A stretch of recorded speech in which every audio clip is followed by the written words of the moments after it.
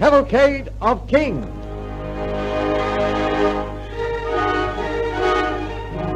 George III, Part 1.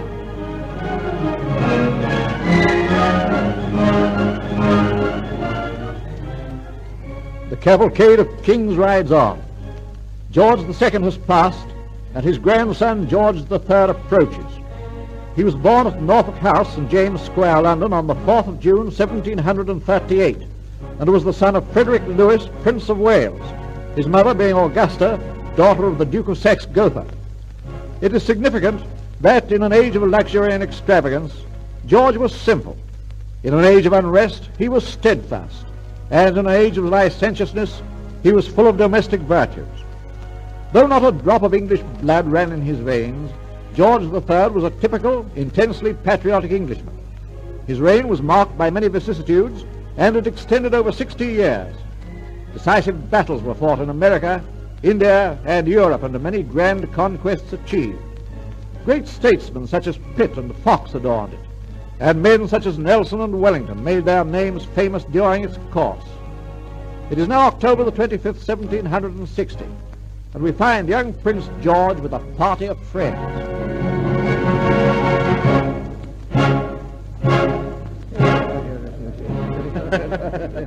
Continuing the subject we were discussing at breakfast, Your Highness, I still affirm that as children, our acting ability was far better than that of some of the professional adult actors we listen to today. Does Your Highness remember how we portrayed the characters in Cato? I'll wager 100 crowns that not one of us could remember a single line of our parts if our lives depended upon it. I'll take you, North. Now listen, and I'll recite the prologue to Cato, which was written for me to speak by my Lord Earl of Bute. Bravo. To speak with freedom, dignity, and ease, to learn those arts which may hereafter please, rehearse the poet's labours on the stage. Nay, more, a nobler end is still behind.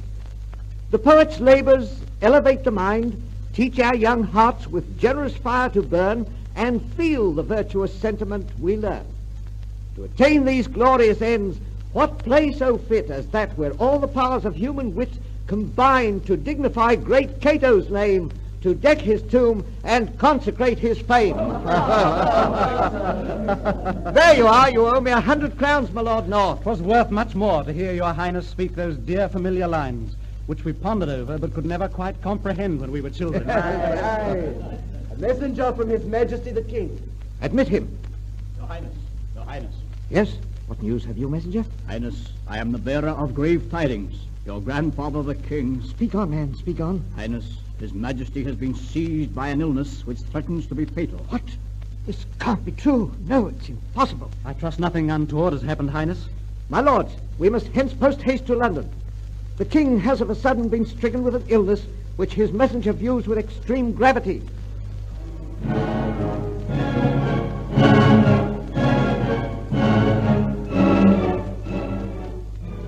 While on the road, the royal party of horsemen were met by the coach of Mr. Pitt, who had hurriedly left London bringing tidings of the death of George II, and to formally convey the intelligence of the young prince's accession to the throne.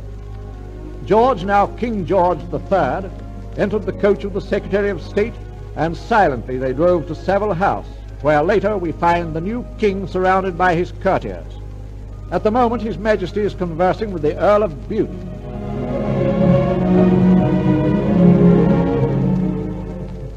I can well understand Your Majesty's distress of mind. The blow fell with such unexpected suddenness. Death is the great leveller, my Lord Earl of Bute. It respects neither prince nor pauper, but strikes as fate decrees. I pray to God that I shall be strong enough to carry the burden of responsibility which has so suddenly fallen upon my very immature shoulders. If I have the loyalty and cooperation of my ministers, I should succeed. But I fear me we are living in a society from which the great factor of sincerity has been withdrawn. Your faith is a deplorable times, Your Majesty. Religion and morality are at their lowest ebb. Society is decadent, licentious, abominable.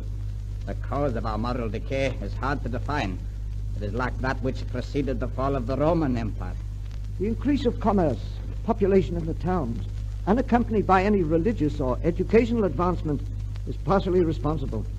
The people are half-starved, violence is rife, And although thieves are brutally hanged by the dozens, yet so desperate are the lower classes that they callously brave death in order to rob their more fortunate neighbors of the common necessities of life. There is but one remedy as I view it.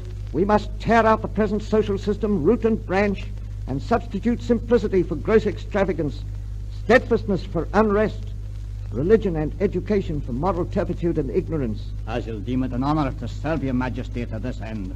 Thank you, my Lord Earl. Oh, sire, forgive this intrusion, but your councillors await you. I am ready, my Lord Duke of Newcastle. Oh, sire, before we proceed to the council chamber, may I take this opportunity of pledging my loyalty, my sword and my life to the service of my royal master, King George III, and to kiss his blessed hand as I kneel in homage to him.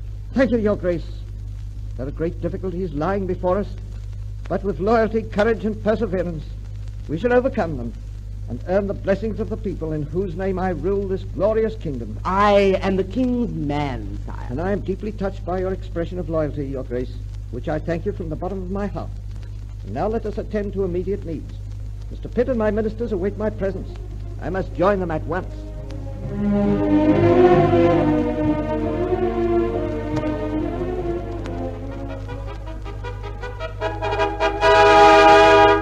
His Majesty King George III. I trust Your Majesty will pardon this intrusion into his hour of grief, but the urgency of our business makes it necessary. I quite understand, Mr. Pitt. No apology is needed, I assure you. The grace of your kingly courage, sire, is as a mantle of gold which sets nobly upon Your Majesty's youthful shoulders.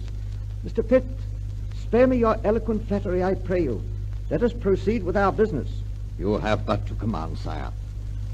As Secretary of State, I have prepared a paper outlining the speech which will be most proper for Your Majesty to repeat to the Privy Council. Your paper will not be necessary, Mr. Pitt. I have previously viewed the subject and have myself already prepared my speech to my Privy Councillors. In being overzealous, I had forgotten for the moment Your Majesty's well-known gift of oratory. I crave pardon for my lapse, sire. Your glibness savours of insincerity, Mr. Pitt. I like it not. Pray excuse me. Come, my Lord Earl of Bute. Please attend me to the council table.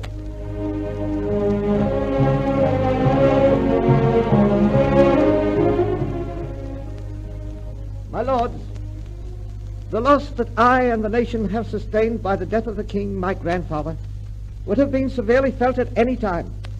But coming at so critical a juncture and so unexpected, it is by many circumstances augmented, and the weight now fallen on me much increased. I feel my own insufficiency to support it as I wish, but animated by the tenderest affection for my native country, and depending on the advice, experience, and ability of your lordships, and the support of every honest man, I enter with cheerfulness into this arduous situation.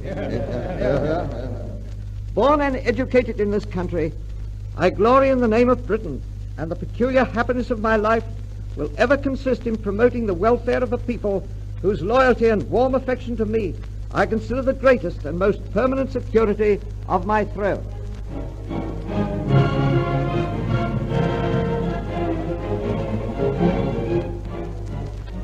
Later we find His Majesty bidding farewell to Hannah Lightfoot, a beautiful young Quakeress with whom, as Prince of Wales, he had been madly in love. To me, our romance has been a very beautiful thing, sire.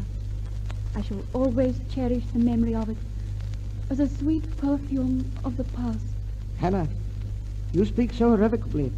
Do you mean that this is to be the end of everything between us? Yes, sire. I thought you loved me. I do love you with all my being, and I shall go on caring till the end. Oh, my dear, can't you see there is no other way but to part? You are the king of a great and mighty nation. In the life of such an exalted personage as you, there is no place for one so lowly as I, except as your mistress. No, don't utter that odious word, But Hannah. we must face facts, sire. We could never marry. To do so would rouse the bitterest antagonism of your ministers towards me, a condition which I could not bear with equanimity. There would be turmoil, strife, and discontent. Neither you nor I would know a moment's peace. And love, being the delicate thing it is, would die between us. No, my beloved, to part now, still retaining our mutual respect and regard, is far the better thing to do. Goodbye, my dear one. Hannah, I can't. Please don't make it harder for me. I've prayed night and day for courage to meet this moment bravely. Help me not to weaken, please. Please help me, George, to give you back to England. As you will, my beloved.